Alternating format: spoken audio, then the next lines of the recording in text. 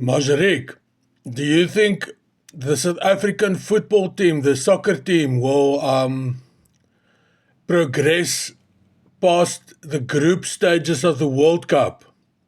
Because I have to give it to them.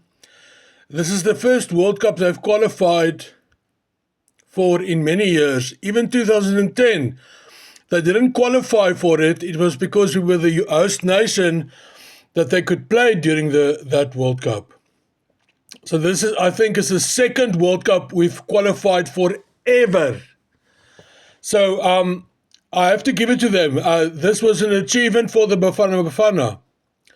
But do you think they will progress past the group stages? They're playing now Thursday against Mexico.